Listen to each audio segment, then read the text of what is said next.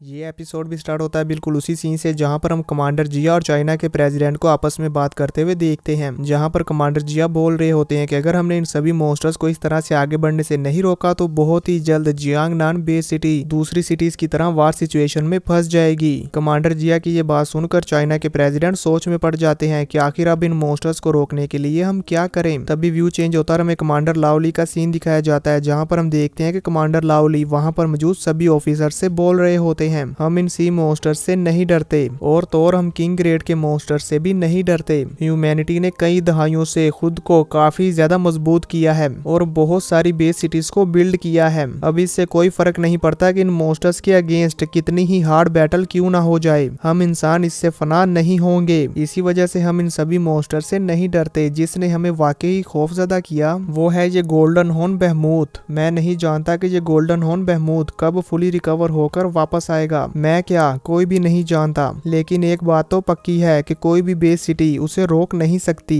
यहाँ पर हम देखते हैं कि कमांडर लाओली की ये सारी बातें लुओ फेंग भी कॉल पर सुन रहा होता है। कमांडर लाओली की ये बात सुनकर वहां पर मौजूद सभी ऑफिसर्स निराश हो जाते हैं और इसी के साथ साथ फेंग भी हैरान हो जाता है और फिर फेंग को उस गोल्डन हॉर्न बेहमूथ पर गुस्सा आने लगता है और फेंग अपने मन में कहता है हालांकि मैंने एक एम्परर बीस्ट को मार डाला है लेकिन उसे मारने का इम्पैक्ट इतना बड़ा नहीं है कि इससे पूरी बैटल की सिचुएशंस चेंज हो जाएं। वो मॉन्स्टर वाकई में ही हम सब इंसानों को सबसे ज्यादा मायूस करता है जो कि है गोल्डन हॉर्न बेहमूथ। ये कहने के बाद फैंग कमांडर लाओली के साथ चल रही हुई अपनी कॉल को कट कर देता है और बबाता से कहता है बबाता वेपन्स की रिपेयरिंग का प्रोसेस कैसा चल रहा है। फैंग की ये बात सुनकर बबाता कहती है सिल्वर स्ट्रीम गार्ड मैंने उनको ठीक कर दिया है। ये कहते हुए भी हम देखते हैं कि बबाता वहां पर पुराने मलबे में से कुछ सामान ढूंढ रही होती है और फिर वो कहती है इसी के साथ मैंने लेजर कैनन्स को भी ठीक कर लिया है, बस उनका थोड़ा सा काम बाकी है। बबाता की ये बात सुनकर फैंग कहता है कि कल सुबह वो गोल्डन हॉर्न बेहमूथ आराम करने के लिए समंदर की तह में इंटर हुआ था।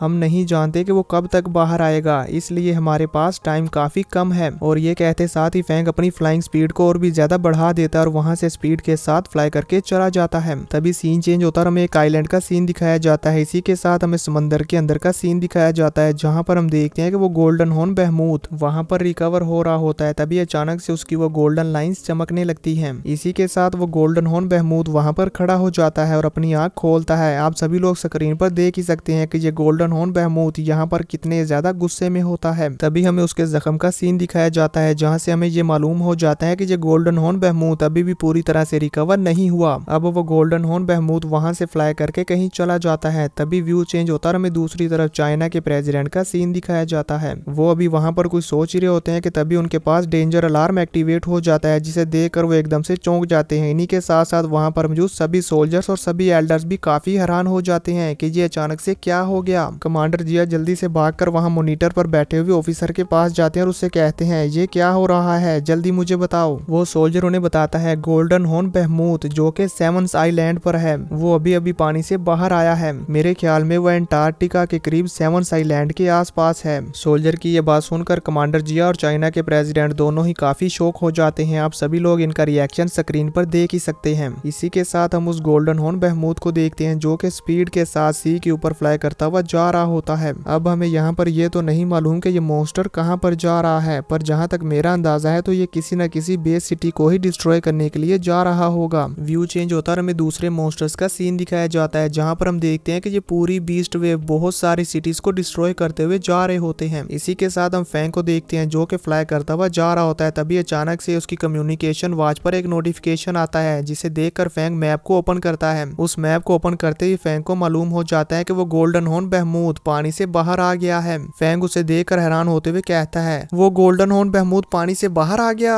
और फिर वो बड़ी हैरानी के साथ चौंकते हुए कहता है बबाता क्या लेजर कैनन अभी तक रिपेयर नहीं हुई।